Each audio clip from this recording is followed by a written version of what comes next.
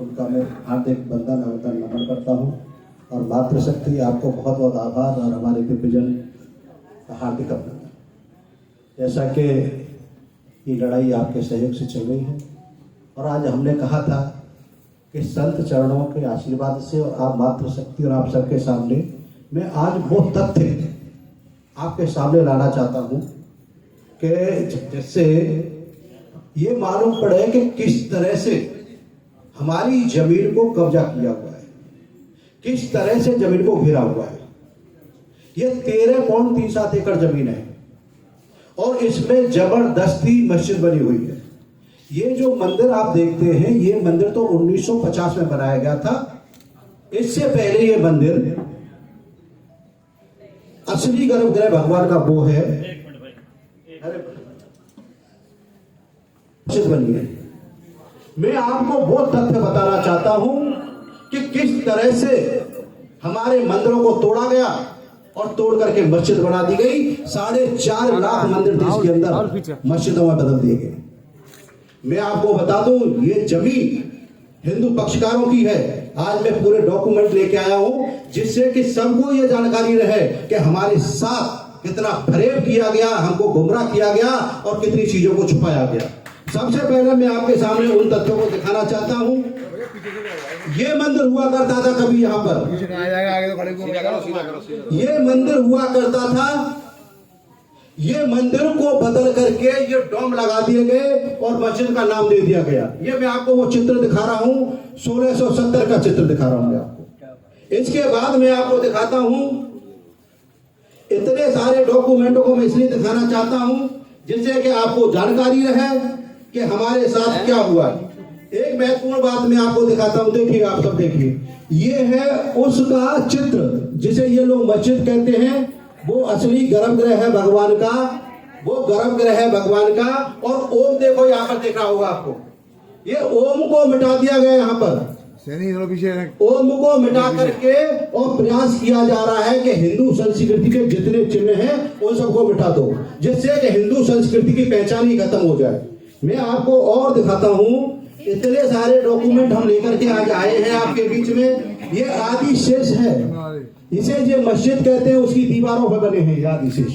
ये आदि शेष बने हैं वहां पर, आदि शेष वहां पर बने हैं और ये लोग मस्जिद कहते हैं। मस्जिद में कहीं आदि शेष होते हैं क्या? कोई बताए तो सही, हमको, हम भी जानना चाहते हैं।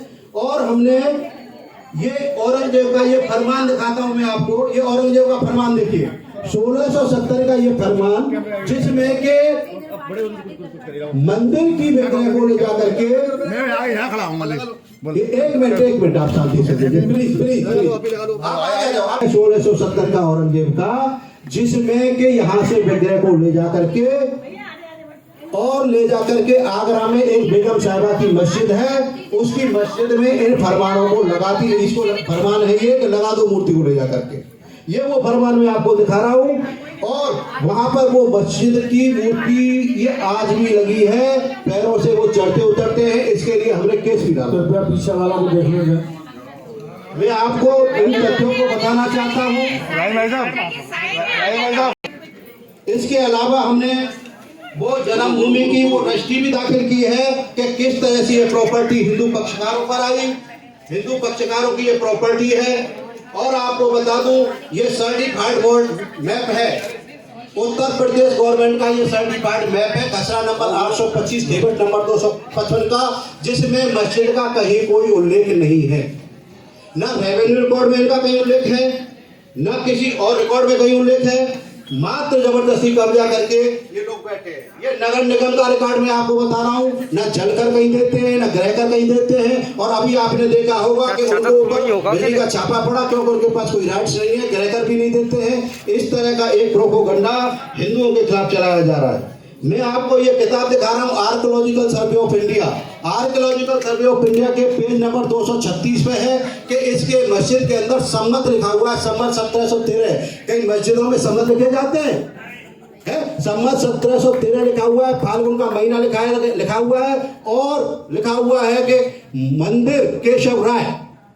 तो इसका ये अनावश्यक इस तरह का विवाद एक जान करके हस्तक्षेप किया जा रहा है हमारी प्रॉपर्टियों में। हमारी प्रॉपर्टियों को कब्जाने का प्रयास किया गया है। जिस तरह से जिस तरह से हमारी प्रॉपर्टियों को इनक्रोच किया गया है, अब वो समय आ गया। ये मथुरा का मैं गजट दिखा रहा हूँ, ये मथुरा की वो किताब है जिसमें पूरा मथुरा भगवान राम के भाई शत्रुघ्न ने जब मथुरा की बागडोर संभाली थी, जब से लेकर के आज तक का इतिहास इसमें है।